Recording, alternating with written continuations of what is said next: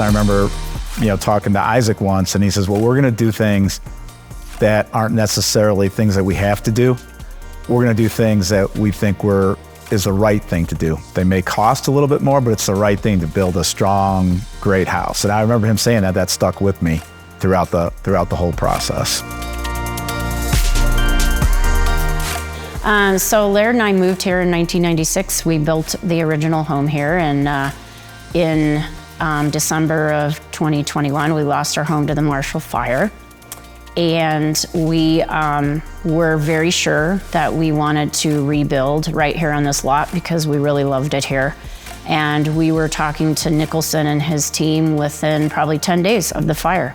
And the process we went through with him was outstanding. We really liked the way we iterated through the process in terms of requirements gathering and design, and then finally deciding to build. So that whole process worked for us really well. The build itself was phenomenal. Communication was great. We loved the home. We're so happy that we decided to stay here in Superior on this exact lot and just absolutely adore the home. If we had a question, we got it answered right away. Or it was, hey, I got your question. Let me look into it. I'll get back to you. I think the biggest fear we had, other than price, was just the unknown of working with a builder and a general contractor. You hear stories that are sometimes not so positive. And I think a couple months in, we felt really good about Isaac and his team. My biggest concern was just more from a quality perspective. And would we have a quality house at the end of the whole process? And we do. But going into it, we didn't know that.